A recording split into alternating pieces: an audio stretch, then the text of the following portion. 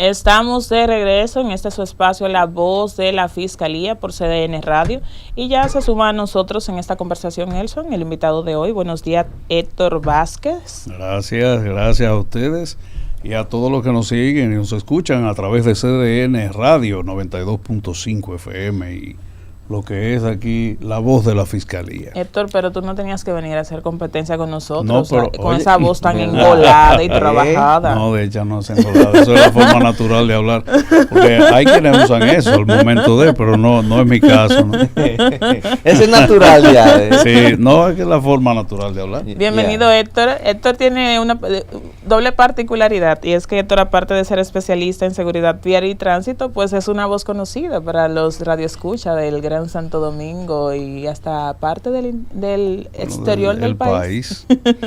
Eso es así, ahí estamos por ahí en ciertos espacios ayudando y siempre aportándole al país. Bien, eso es bueno. Héctor, hoy vamos a hablar sobre lo que concierne a la seguridad vial y la responsabilidad penal, a propósito de que la ley 63-17 de movilidad, transporte terrestre, tránsito y seguridad vial de la República Dominicana es la reguladora de estos casos, y en su momento sabemos de que usted estuvo por ahí en la formulación, colaboración de la misma. Estuvimos ahí, sí, siendo parte de eso, pero la ley 63-17, quien empuja originalmente para la creación de la misma, fue el diputado Tobías Crespo, que fue el generador de aquella idea, ya él viniendo con cierta experiencia de lo que era la Dirección General de Tránsito y Transporte Terrestre, la DG3, que en ese momento todavía adscrita al Ministerio de Obras Públicas, pasa a regular y a intentar tomar el control de todo lo que fue creado en su momento para poder regular el tránsito, el transporte y la movilidad en la República Dominicana. Hay que decir que en un momento específico se crea lo que es el Instituto Nacional de Tránsito y Transporte Terrestre, junto con esta ley, que es el Intran, que está llamado en este caso a regular, no específicamente a controlar, porque hay que decir que cada institución tiene su función. En el caso de la Dirección General de Seguridad, Tránsito y Transporte, la DGCET, que bajo este artículo de la ley es la llamada a hacer la aplicación específica de los códigos de tránsito y la resolución del problema del tráfico en el Gran Santo Domingo. En el aspecto de tráfico y tránsito hay muchas instituciones, pero no sé si sería una duda, más bien una curiosidad. En sentido general, porque se ha referido muchas veces y hemos visto incluso al Intran haciendo operativos, haciendo antidoping y demás, los choferes y eso. ¿Cuál ha sido, dentro del ámbito de la ley, quién es que regula realmente todo lo respecto al tránsito como tal? Mira, el tránsito en la República Dominicana se ha visto regulado por diferentes instituciones. Hay que comenzar, por ejemplo, cuando se fundó aquí, a mediados de los 70, la Oficina Técnica de Transporte Terrestre, pero tú tenías la Dirección General de Tránsito que estaba en obras públicas. Sin embargo, aunque tú tenías todas estas instituciones, luego se fueron creando otras que en su momento también, pues lamentablemente no hicieron lo que específicamente fueron llamadas a hacer. Por ejemplo, cuando se crea la OPRED en el año 2006 y para el 2007 comienzan a operar con lo que son las operaciones, pero la oficina para el reordenamiento de transporte tenía que venir específicamente a eso, a reordenar el transporte, y lamentablemente pues quedó únicamente relegada al manejo de lo que eran las operaciones del Metro de Santo Domingo. Más adelante se le adhirieron las funciones de regular lo que es el teleférico también, y ahora el monorriel también de Santiago. Ahora, ¿qué sucede? Las rutas específicas que deben de estar bajo la coordinación y mando de lo que es la sala capitular, en este caso en los ayuntamientos, es quien está llamado a poner el orden. Pero hemos sido le hemos dado mucha libertad, hemos dejado que un libertinaje se apodere de lo que es la aplicación de la ley y de que el tránsito lamentablemente se haya visto sumido en el caos. Esto ha pasado porque ciertos sindicalistas lamentablemente entendían que por donde tú tenías una ruta de transporte masivo o una ruta de autobús, hoy te circulan 7 y 8 rutas de carros por ahí.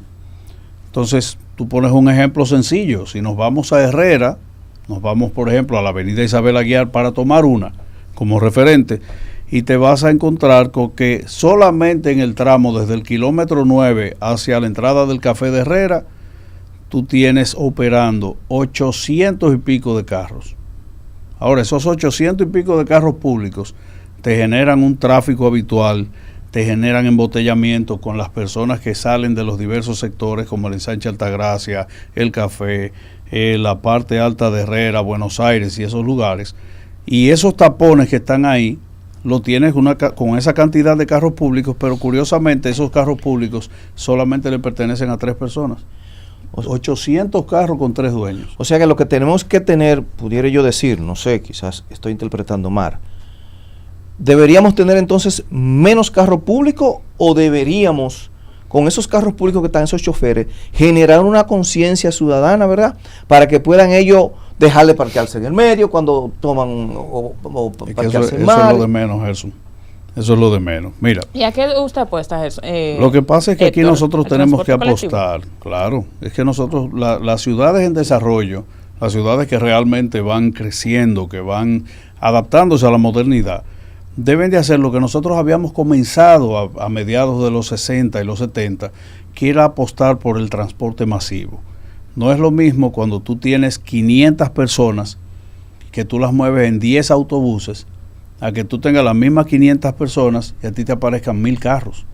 Porque esos 1000 carros, peleando por montar 1 y 2 pasajeros cada uno, te van a generar un tránsito que se mantiene de manera constante. Y la mejor muestra fue, por ejemplo, cuando comenzó a funcionar el teleférico de los Alcarrizos, que tú tenías un promedio de tiempo en tráfico desde la estación de los Americanos, cerca del hospital, no recuerdo el nombre del hospital en este momento. El hospital de los Americanos. El Vinicio Calventi, y el me Vinicio parece. Calventi. Entonces tú tenías el Vinicio Calventi y desde ahí hacia la entrada de los Alcarrizos el tiempo estimado de salida era de 1 hora y 30 minutos.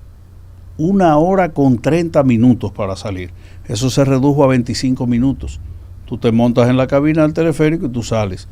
O sea, ya tú no tienes ese tráfico habitual. La gente entendió que como ahí arriba usted no tiene ese problema, no tiene que montarse entre la violencia, el empuje, la gente, el manejo temerario que tienen, porque lamentablemente hemos entrado, y ahí vamos a la parte de que no solamente es la seguridad vial, sino también la responsabilidad penal que usa el tráfico cuando tú tienes a personas que te manejan bajo la influencia del alcohol.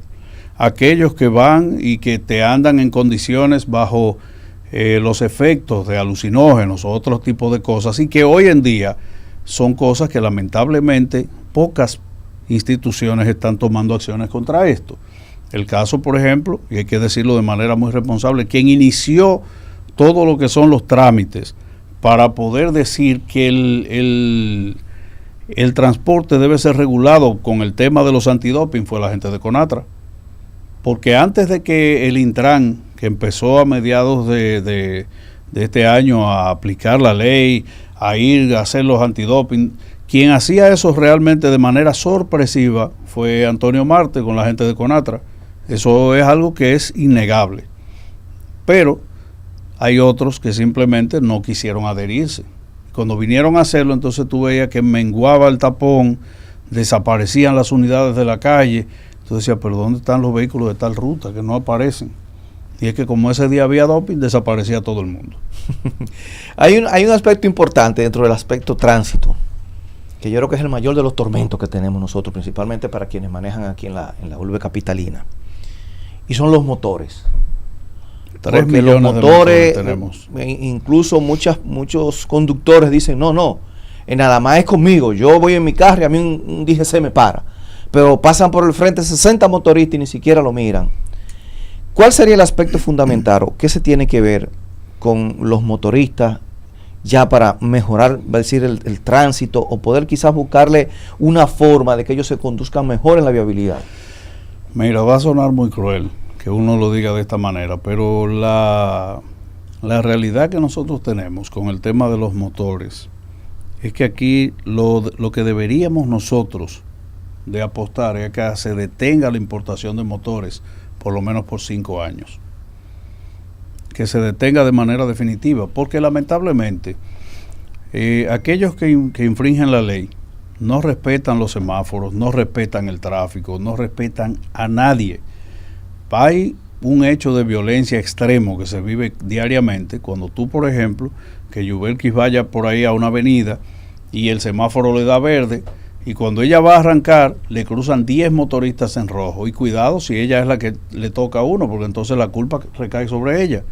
Los motoristas en su gran mayoría, y hay que decirlo con toda responsabilidad, ojalá nos llamara el presidente de Fenamoto, que sabe que es exactamente como lo hemos dicho siempre, en más de un 70% no cumple con las normativas. Andan sin seguro, andan sin placa, andan sin identificación, andan como les da la gana, te violan los semáforos, se te suben por las aceras. Recientemente, por los elevados. Claro, recientemente vimos el caso, que no es el primero, lamentablemente decirlo así, de la señora que murió atropellada por un muchacho que iba calibrando, y que al momento de que agarran al muchacho no tiene cédula, no tiene licencia, el motor no tiene papeles. Entonces, ¿qué tú haces con una persona que está delinquiendo definitivamente, pero que al momento de que llega a una estación, a una fiscalía o a un destacamento, entonces se convierten en padres de familia? Dejan de ser el del desorden para convertirse en el padre de familia que necesita que intercedan por él y ayúdenme. Pero ¿y entonces cómo tú lo haces? ¿Cómo lo haces con el tema? Y esa fue una denuncia que desde el otro medio donde yo laboro la he hecho 1,000,000 de veces.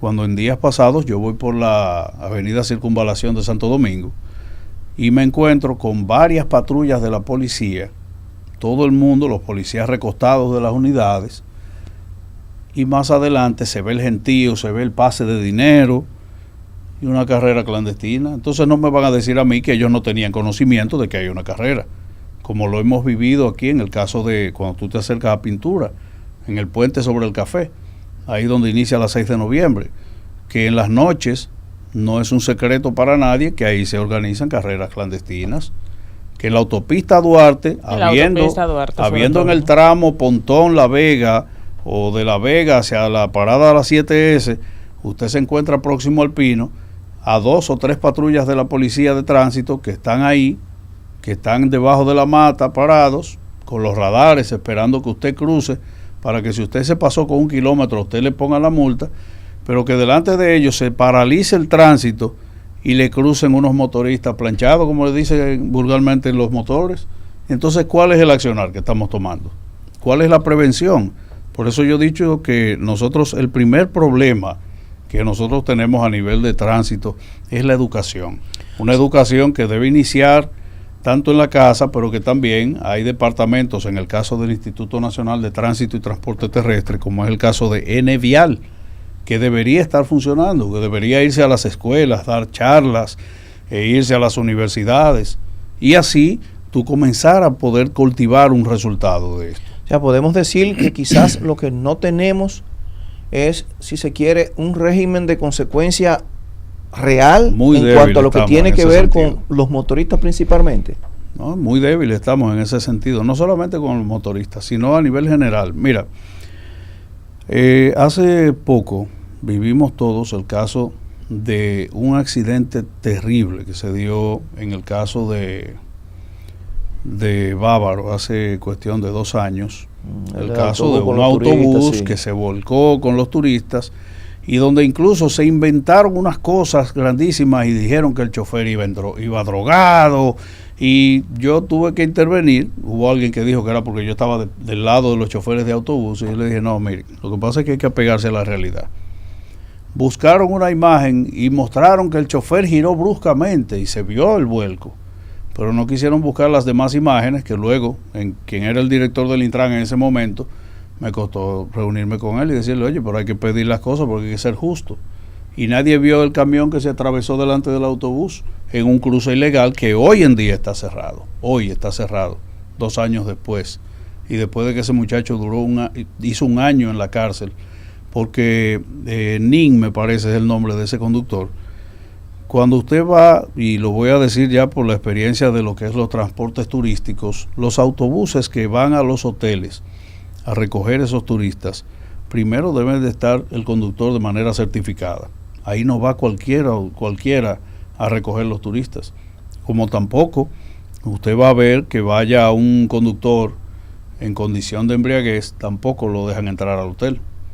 Y los dueños de los servicios turísticos que se venden, tampoco le ponen a esos clientes en la mano de alguien que no esté en la condición para poder transportarlos, porque hay que recordar que ese es su negocio. Entonces, muchas personas vieron el accidente, que fue devastador, una cosa horripilante lo que pasó ahí. Sin embargo, no se había visto las causas de eso. Dijeron después que el autobús iba a exceso de velocidad. Y nosotros, los que conocemos el tipo de autobús, un autobús Irizarry 6, que había sido comprado justamente en una empresa aquí cerca de la autopista Duarte, era de buen año. Dijeron que tenía las gomas lisas. Cuando nosotros llegamos allá no era cierto. Las gomas estaban en un 95%.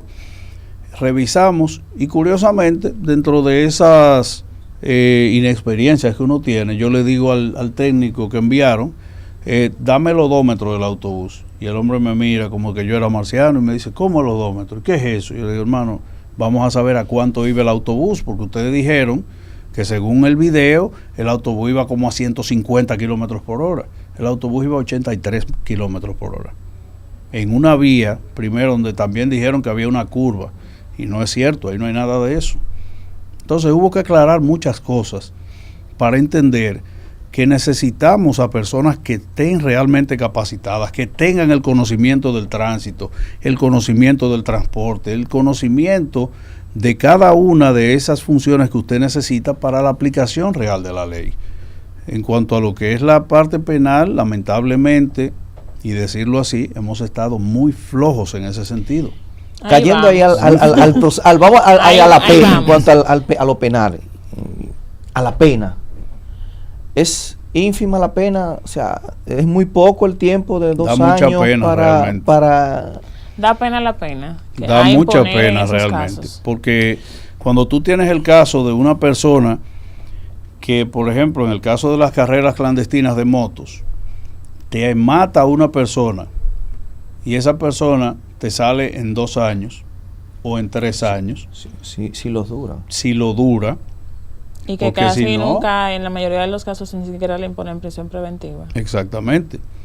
Entonces, como no se le impone una prisión, como usted no tiene un régimen de consecuencia que realmente vaya en consonancia con eso, se ha hecho costumbre aquí ver cómo se abusa del ciudadano.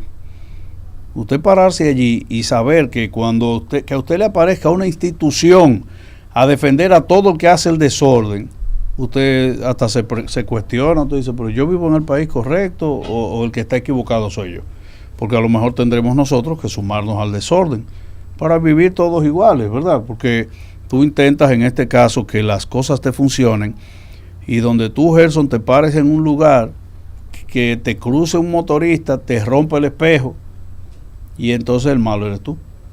Porque sí, cuando porque hay que hacer el padre de familia es el otro. Sí, parece que no, que tú no eres padre de familia ni nada de eso.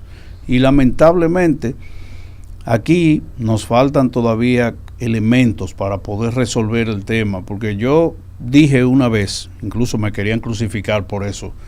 Me dijo uno, concha Héctor, pero usted, ¿cómo usted quiere que acaben con esa pobre gente? Le dije, bueno, vamos a ver. Las personas aquí toman alcohol diariamente. Las personas aquí dejan de cumplir con cosas, por ejemplo, como algo tan elemental como sacar un seguro de vehículos. Las personas que tienen aquí, y el artículo 57 de la ley 6317 te dice que es obligatorio el uso del casco protector, y los motoristas andan sin casco en su gran mayoría. Entonces algunos tienen el casco pero andan con él aquí en el brazo echado, no en la cabeza. Como decía Boruga una vez, Felipe Polanco decía, miren, el casco es aquí, no ahí, porque no hay casco para codo todavía. Entonces, ¿qué haces tú con decirle a una persona, tienes que usar el casco, y el que va de pasajero no lo tiene? Como quiera vas a tener el mismo problema. Si hay un accidente, es una persona que está en riesgo. Y pero hecho, nada de eso. El pasajero tiene mayor riesgo que la persona que va conduciendo, porque por el hecho de ir sostenido del timón, entonces se reduce ese riesgo. Ahorita hablábamos sobre eso del transporte colectivo y yo quisiera que volvamos allí porque me surge la inquietud de saber si desde su perspectiva esa realidad de abocarnos y de inclinarnos y de seguir caminando hacia el transporte masivo en la República Dominicana podría reducir de algún modo el desorden del tránsito, los accidentes y todo este mal que nos afecta en este momento. Mira, el transporte colectivo es lo que nosotros debemos apostar para poder resolver los problemas de tráfico que tenemos. En más de un 90%, los ciudadanos dominicanos que hacen un esfuerzo para comprar un vehículo, lo hacen no por el hecho de decir tengo un vehículo, sino por el hecho de poder llegar seguro y tener un tiempo de llegada a donde usted se dirige. Tú vives en una comunidad X y tú sabes que vienes para acá, para el canal, y cuando tú vienes, tú dices, bueno, si yo tengo mi vehículo propio, yo puedo llegar en un tiempo estimado de unos 30 minutos, en el caso de que vivas en Los Alcarrizos, o en el caso, vamos a poner a Gerson, que viva ahí en Gasco, en un sitio de esos. Pero tú crees que si tú intentas llegar en un vehículo público donde te van a empujar, donde te va a aparecer un sinvergüenza con un cuchillo, un palo, empujando y quitando, porque eso es lo más común que se ve aquí, que le hemos dado la libertad a esos sindicalistas de que permitan todo, y lamentablemente eso hay que eliminarlo. Pero cuando usted llega a un lugar que usted sabe que usted no tiene tiempo de llegada, o como lo hemos vivido muchos, el hecho de usted saber que usted toma un transporte público y que de aquí del kilómetro 9, que está apenas a 2 kilómetros de aquí al canal fácilmente le hacen 20 minutos y 30, entonces ¿cómo usted llega en un caso de esos? Entonces es por eso que la gente hace eso, no tiene un transporte confiable, aparte de que usted está propenso a que usted lo asalten o le pase algo. Hay países, en el caso de Bangladesh, que es uno de los países que más ha luchado por intentar regular el tránsito, y donde hoy en día el tránsito es un desorden total, el transporte es totalmente inseguro. Y esas son las cosas que nosotros tenemos que ver como ejemplo, alejarnos de eso. Ahora usted tiene otros lugares que han sido ejemplos de superación en lo que ha sido la regulación y la puesta en marcha de planes reales de lo que es el tránsito y el transporte. Cuando usted tiene una organización, que aquí lo intentamos al inicio del 1997 con la creación de la Oficina Metropolitana de Servicios de Autobuses, la OMSA, donde se hizo el carril exclusivo. Pero ¿qué pasa? Que la única vez en la historia de nuestro país que se hizo una campaña real de educación a nivel de radio y televisión y periódicos fue para eso precisamente, cuando la OMSA nació. Y la gente en el momento ya sabía que había un carril exclusivo que era únicamente para el autobús, o en este caso vehículos de emergencia, los bomberos, una ambulancia, la Policía Nacional. Lamentablemente hubo un funcionario de la época, años después presidente de la República, que fue quien estropeó eso, porque como a él un AMET de la época le fue a poner una multa, mandó a cancelar el AMET y se armó un desorden enorme. Pero de ahí para acá nunca más se ha vuelto a invertir en una campaña educativa donde la gente entienda que lo que más seguro puede llevarlo es el transporte colectivo. No es lo mismo donde usted pueda operar una ruta con 100 autobuses y donde usted pueda incluso decir que usted puede apuntar a la reorganización de lo que es el sistema económico de una ciudad, cuando usted pueda aplicar un sistema de transporte que incluso pueda llegar a ser 24 horas al día. En el caso de Chile, que ya hoy en día pasó a ser el cuarto lugar en el mejor sistema de transporte integral del mundo, donde todo su transporte es en trenes y autobuses. O sea, si usted tiene un taxi, son para zonas exclusivas donde se mueven, pero donde usted pueda tener una ruta de autobús. Aquí hemos hablado de la creación de varios corredores, y yo junto con un equipo pusimos un plano en la mesa de lo que es la conectividad entre Santo Domingo Este, el Distrito Nacional, Santo Domingo Norte y Santo Domingo Oeste, y conectando con el municipio de Los Alcarrizos. Y dentro de los trazos que hicimos en el mapa, nosotros entendíamos que haciendo rutas interconectadas y haciendo un sistema de transporte integral real, con 16 corredores está todo cubierto. Pero eso de los corredores hasta se detuvo. Bueno, en cierto modo ahora se pretende poder comenzar a aplicar nuevos espacios para otros corredores. Algunos corredores realmente no tienen el sentido. Hay que decirlo muy de claro. eso no fue que hubo algunos que se lo tuvieron dando entonces pues a los sindicalistas para que entonces ellos manejaran esa parte. No, de hecho eso se hizo únicamente con uno, porque de hecho todo lo que fue la aplicación en este caso de los corredores se hizo a través de empresas, no de sindicalistas directamente, porque hay que decir que aunque usted vea, por ejemplo, en el caso de la Núñez de Cáceres, que la gente decía, ese corredor era de Antonio, no es de Antonio Marte, ese corredor es de un consorcio, de una empresa que se creó con los conductores que operaban ahí, que en ese momento habían 525 carros públicos en la Núñez de Cáceres y era casi intransitable estar por ahí. Y hoy en día esa ruta se opera con 82 autobuses. Eran 90, pero hay algunos que por condiciones, accidentes han salido. Hay 82 autobuses operando, aún así hay algunos que se resistieron a eso y siguen estando en las rutas con carros y cosas y todavía se mantienen algunos tapones, pero se redujo en más de un 60% el tráfico de ahí.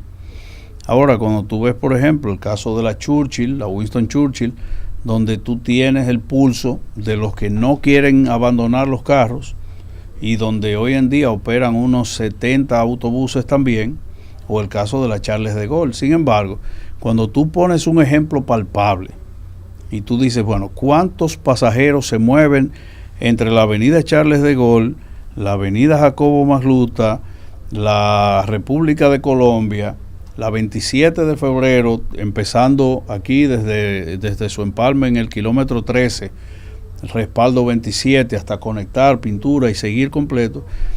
Y si nos vamos a la realidad, tú puedes decir, bueno, si tomamos el corredor Charles de Gaulle y el corredor 27 de febrero, se eliminan cerca de 40 rutas de carros que están entre la Charles de Gaulle, Puente Juan Carlos, Cruce de Mendoza, entrada de Invivienda, kilómetro 9 con Charles, Sabana Perdida, la Mamá Tingó en Villamella, la ruta 90 se eliminaría de ahí de la Jacobo Magluta, y todo eso son personas que pasan a una empleomanía donde tú comienzas a generar un transporte seguro que con 230 autobuses tú puedes operar conectándolo con el corredor 27 de febrero y haciendo un transporte de 24 horas y tú tendrías un transporte sin tapón, tú tendrías un tráfico fluido, pero tú le das más seguridad a la gente, también le das más seguridad a las empresas que en vez de tener que eliminar un puesto de trabajo que ya termine a las 4 o 5 de la tarde,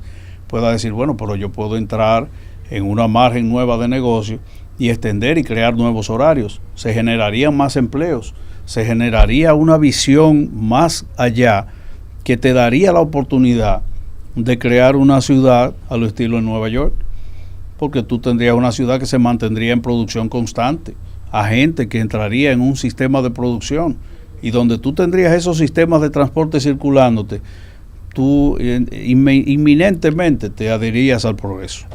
Hay algo que mencionar, que hacía referencia a sindicalistas, pero hay que hablar también en el ámbito estatal. Y en muchos de los proyectos que hemos visto, principalmente en el aspecto de transporte, aquellos quienes debieran estar más prestos a que se puedan dar son los primeros que se oponen, que son precisamente los sindicalistas. Entonces, ¿qué tan efectivo pudiera ser el aspecto de que si ciertamente en muchos aspectos los sindicalistas para tener el control de algunas rutas o algo por el estilo se van a oponer a todo, cómo podemos estar dentro del ámbito de que el transporte va a llegar un día a que se pueda viabilizar, a que se pueda modernizar, acorde a como uno quizás quisiera verlo o verlo en otros países, que no haya esa dificultad que tenemos?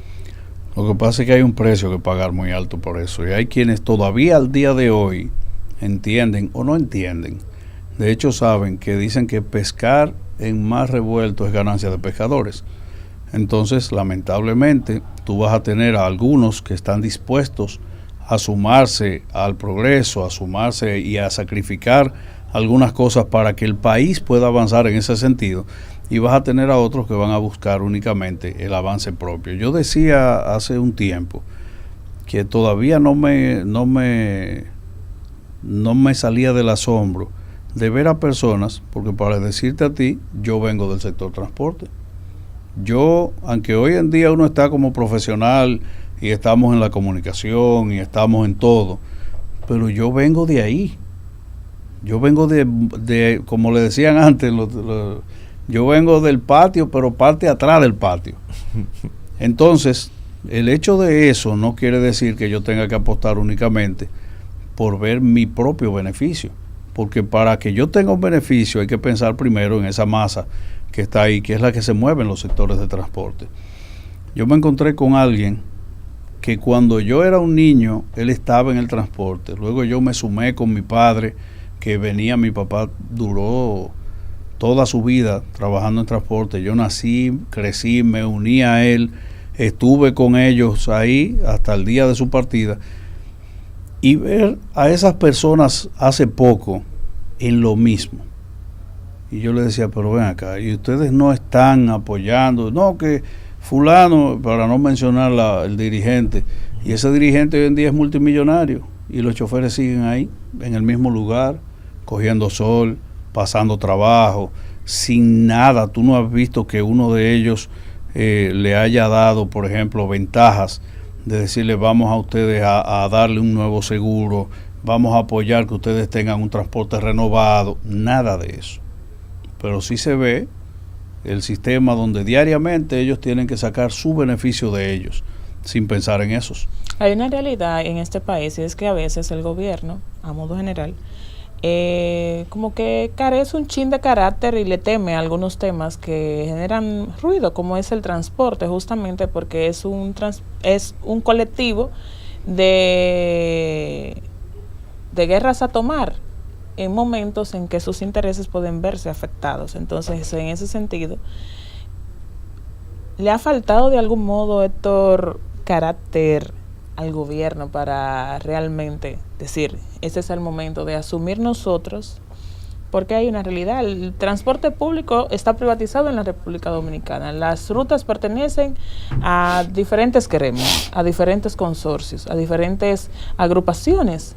Sin embargo, en esos países donde se ha visto un cambio significativo es porque el gobierno justamente ha asumido esa responsabilidad de decir, el transporte aquí lo controlamos nosotros. Entonces, podemos llegar nosotros hacia ahí, hacia el momento en que el gobierno realmente sea quien controle de forma masiva el transporte en la República Dominicana. Si existiera ¿cómo decirlo que suena elegante, verdad? Si tuviera la disposición de que realmente se quiera organizar esto, la posibilidad sería que el transporte sea controlado por el gobierno. Ahora, hay que decir que aquí el 85% del sector transporte está en manos privadas, pero lamentablemente al momento de hacer inversiones hay quienes no invierten lo que hay que invertir porque han pensado únicamente en tomar ellos su beneficio propio. Por eso yo te mencionaba el caso de esos choferes que tienen 40 años en una ruta, que no han logrado avanzar, que han estado ahí, que han luchado por sus familias, pero que el presidente de un sindicato es el que se ha hecho millonario. Y a ese usted no lo va a ver cogiendo sol. Ahora, los países que se han dispuesto en resolver el tema del tránsito, en el caso de Colombia recientemente con la aplicación del Transmillennial, que está en un proceso de construcción ya próximamente a comenzar sus operaciones, pero en el caso, yo te mencionaba Chile, te mencionaba el caso de Chile, es el primer país en implementar el sistema de transporte 24 horas. Y de hecho, los que hemos tenido la oportunidad de conocerlo, vemos que en Chile, por un estudio que se hizo, un autobús de esos que circula es capaz, en kilometraje, se probó que era como darle la vuelta al mundo 2 veces en un día. O sea, estamos hablando de un autobús que es operado por 4 conductores. El que opera de 6 o de 5 de la mañana hasta el mediodía, el que está desde la 1 de la tarde hasta las 6 de la tarde, el que está de 6 a 11 o 12 de la noche y el que está de 12 a 5 de la mañana. O sea, el autobús no se detiene, pero el pasajero que está ahí puede contar específicamente con que cada 5 minutos va a tener un autobús. O sea, usted no va a esperar que usted se va a montar en un carro público donde a usted lo atraquen, lo tiren o lo asesinen, como ha pasado aquí, y que son denuncias comunes las que vemos en ese sentido. Y yo decía al inicio del espacio que hemos tenido una debilidad. Primero, las rutas no son, atención a todos aquí, las rutas de transporte público no son de los sindicalistas. Eso es algo que ellos se han quedado con eso y entienden que es así, pero es justamente por la falta de aplicación de la ley. Si los ayuntamientos se empoderan hoy en día y la sala capitular, ellos son los que tienen la potestad de operar esas rutas. Ahora, aquí se debe otorgar, y se estaba haciendo hace un tiempo, el tema de la licencia de operación. Gerson, tú tienes la capacidad de operar, tú demuestras que puedes operar una ruta, dar la seguridad, hacer la inversión que hay que hacer, y a ti se te autoriza una licencia de operación, y esa licencia de operación, avalada, claro, por el Intran, es la que te va a dar la facultad de que en tanto tiempo tú vas a poner X cantidad de unidades, vas a regular esos conductores, vas a decir que ese sistema debe operar de tal o cual forma para que tú muestres la seguridad. Ahora, hay un impuesto que hay que pagar, que aquí no se paga tampoco. Entonces, al tener todo eso, lamentablemente, incurrimos en estos fallos que hoy en día nos tienen en ese punto tan débil. Héctor, mira, se nos acaba el tiempo y nos va a quedar para la próxima conversar sobre esa posible modificación a la norma, pero que antes de hablar de modificación tenemos que entonces empezar a aplicar la que tenemos. Entonces, nosotros en este país no estamos falta de leyes, sino falta de aplicación de las mismas. Con ese compromiso de que en una próxima entrega vamos a entonces adentrarnos a esa parte, llegamos al final de este subprograma La Voz de la Fiscalía, agradecido siempre por el favor de su escucha, por su espacio CDN Radio, así que siga en sintonía que ya viene Mr. Deportes. Buen fin de semana.